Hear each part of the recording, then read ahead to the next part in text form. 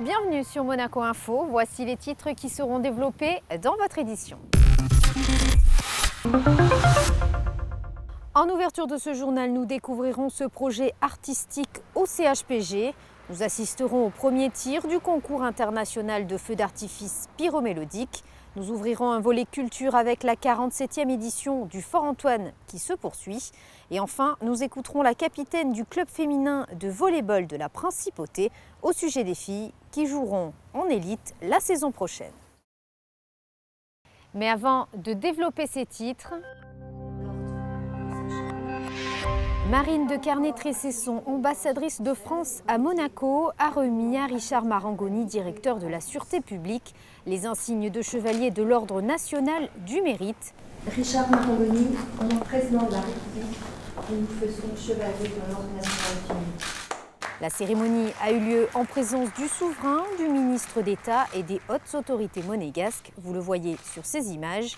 Diplômé de l'École nationale supérieure de police de Saint-Cyr au Mont-d'Or, Richard Marangoni entré à la direction de la Sûreté publique en tant qu'agent en 1984 est le premier directeur monégasque de cette institution, nommé par ordonnance souveraine le 3 mars 2016.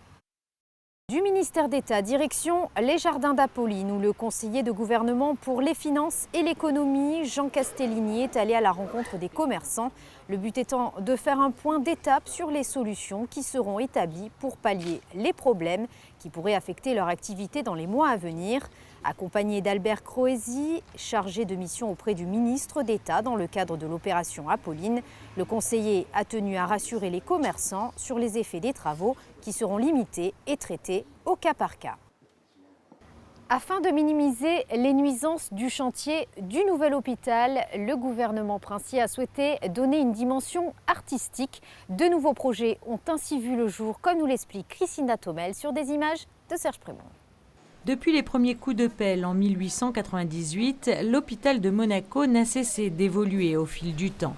Aujourd'hui en plein chantier du nouveau centre hospitalier Princesse Grace, il est au cœur d'un rétrospectif historique. Les photos ont été choisies en fonction de l'évolution. Alors, c'est des photos qui datent du début du siècle dernier et en fonction de l'évolution de la construction de l'ancien hôpital. Et on voit toute l'évolution au niveau de l'hygiène, au niveau de tout ce qui se passait, les techniques de construction. Et c'est vraiment une exposition très très intéressante et qui prendra encore plus de poids et d'importance lorsque le nouvel hôpital sera terminé, où on pourra vraiment mettre en exergue les photos de début de l'ancien siècle et les photos du nouvel hôpital quand il sera achevé. Comme vous l'avez sans doute remarqué sur ces images, une autre œuvre attire tous les regards. Il s'agit d'une réalisation urbaine qui habille la gaine d'ascenseur qui relie l'avenue Pasteur à l'hôpital et qui a été conçue par Anthony Alberti, alias Wanties. Après avoir réalisé des clichés de tous les acteurs qui vivent au quotidien l'aventure de la construction de ce nouvel hôpital, l'artiste a souhaité les mettre en lumière en créant une œuvre éphémère. Un événement fédérateur qui rend ainsi hommage à ces femmes et à ces hommes. Au départ, on avait parlé d'un projet autour d'un projet de 200 portraits. Et on a fait quelque chose comme 589 portraits, donc plus du double en 3 jours. Donc c'est quelque chose qui a été très chouette. C'est beaucoup d'efforts pendant une durée, on va dire, courte mais intense. Et au final, quand on voit le résultat, on est content parce que je crois que ce qui paye le plus, c'est de voir tous ces sourires et ces belles expressions sur le mur du CHPG. Le nouveau CHPG n'existerait pas sans les personnes qui construisent ce CHPG et il n'existerait pas sans les médecins et tout le personnel encadrant, sans les gens des TP qui sont ici. L'idée, c'est que chaque personne est importante pour le nouveau CHPG, puisqu'on est tous des petites pierres à l'édifice d'un monde meilleur, et je pense que le monde sera meilleur avec ce nouveau projet.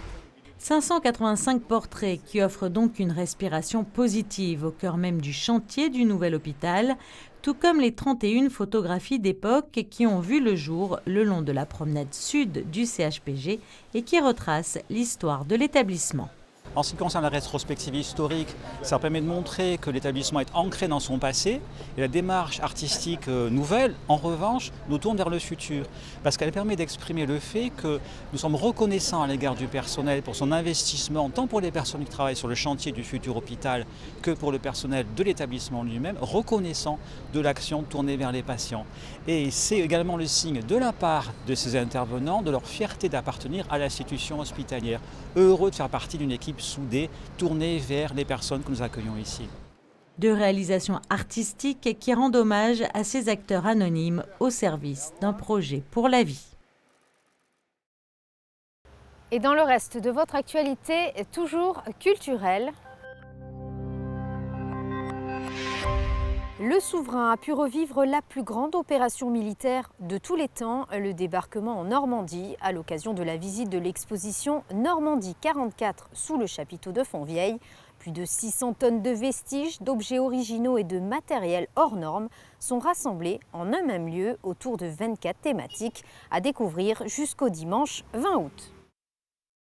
Vous l'avez peut-être admiré dans le ciel de la Principauté. Ce samedi, la France a donné le coup d'envoi du concours international de feux d'artifice pyromélodiques. De nombreuses personnes ont assisté à ce premier tir. Émilie Rousseau a suivi l'événement depuis le Yacht Club de Monaco, accompagné du jury du concours. C'est un événement qui rythme généralement les vacances des estivants et qui illumine le ciel monégasque, un événement populaire réunissant petits et grands où chacun admire le même spectacle. Le concours international de feux d'artifice pyromélodique de Monaco est de retour dans le calendrier estival de la Principauté. Annulé l'an dernier suite à l'attentat de Nice, la mairie a décidé de renforcer la sécurité pour permettre aux visiteurs de profiter du tir en toute sérénité. On a créé une zone sur le port, les darses du port, et une zone près du théâtre Princesse Grasse où les gens il y aura un contrôle visuel et un contrôle avec des détecteurs de métaux pour pouvoir être tranquillement installés sur les meilleurs points de vue pour voir les feux d'artifice. Je précise aussi que ces zones seront sonorisées, donc on pourra profiter, puisque vous l'avez dit, des feux pyromélodiques, puisque la mélodie fait aussi partie du spectacle. Et cette mélodie aura entraîné le public, mais aussi les membres du jury de ce concours. Pour ce premier tir, la France aura rivalisé de couleurs, d'imagination et de créativité. Tout est minuté pour que la musique et les feux ne fassent qu'un. Cela fait d'ailleurs partie des critères sur lesquels le jury se base pour sa notation.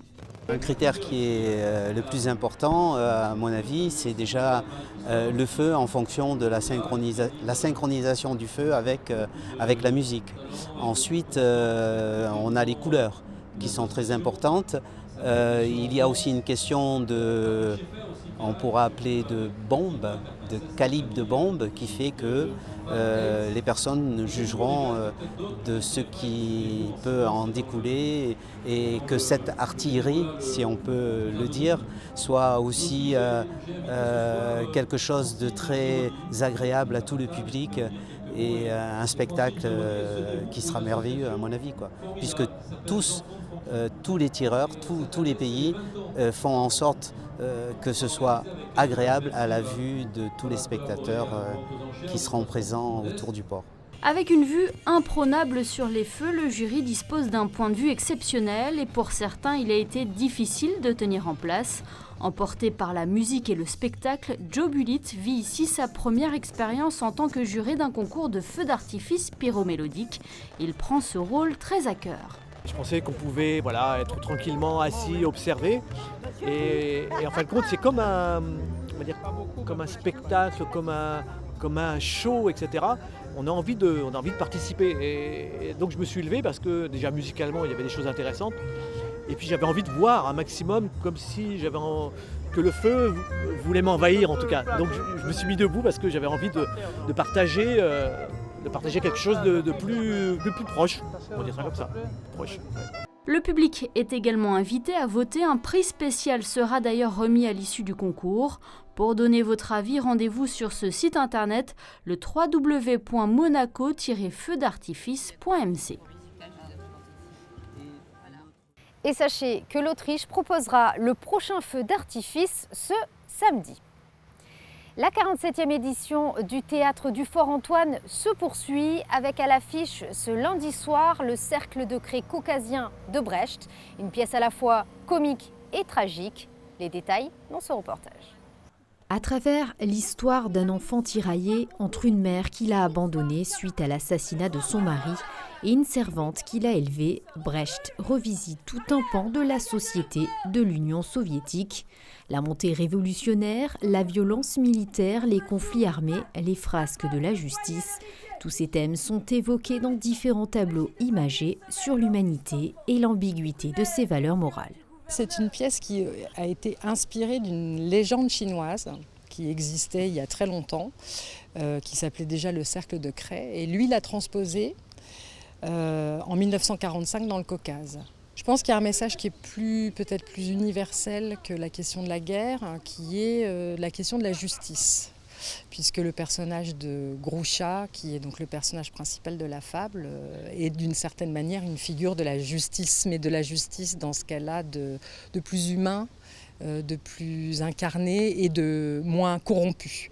Parce qu'autour d'elle et autour de l'enfant qu'elle décide d'adopter, tout n'est que corruption, violence, lutte de pouvoir, révolution, coup d'État, tout autour d'elle, ça brûle, comme dit Brecht. Face à la brutalité du monde qui est posée, le metteur en scène pense à l'idée d'une fable en jouant l'histoire avec des animaux. Les marionnettes hyper réalistes cohabitent avec des animaux empaillés et des peluches. À la fois tragiques et comiques, inquiétants et attachants, ces personnages clés de la liberté représentent au travers d'une narration le texte de Brecht. Le fait qu'il y ait un narrateur, ça permet de jouer sur différents registres. Il y a effectivement différents niveaux de langage. Il y a des parties qui sont plus burlesques, il y a des parties qui sont carrément poétiques, qui sont écrites comme des poèmes, versifiés. Et puis il y a des parties beaucoup plus prosaïques et des parties de contes, de narrateurs avec une adresse publique directe. Donc c'était aussi très intéressant de naviguer entre ces différents registres de paroles. Le prochain rendez-vous du Fort-Antoine est fixé au lundi 31 juillet avec à l'affiche Fratrie de Marc-Antoine Cyr par la compagnie Jabberwock. Vous avez pu suivre les filles de l'AS Monaco Volleyball sur notre antenne. Ces dernières ont réalisé une saison record qui leur a permis de valider leur accession en élite. Afin d'évoluer en seconde division, les volleyeuses ont besoin d'un budget minimum. L'équipe a donc fait appel à un financement participatif sur le site GoFundMe. Je vous propose justement d'écouter la capitaine de l'équipe à ce sujet. Elle est au micro d'Émilie Rousseau. On a fait une super saison, on a gagné tous nos matchs à part, on a eu une défaite. Et donc ça s'est soldé donc par la montée en seconde division. On avait un super groupe, très investi. Petit groupe, mais vraiment toutes les filles étaient très investies. Et donc maintenant, du coup, on est en attente de budget pour pouvoir accéder à la seconde division. Et c'est pour cela que vous lancez maintenant un financement participatif. C'est ça. Expliquez-nous un petit peu via quelle plateforme vous allez procéder à ce financement. Vous avez besoin de combien de budget ?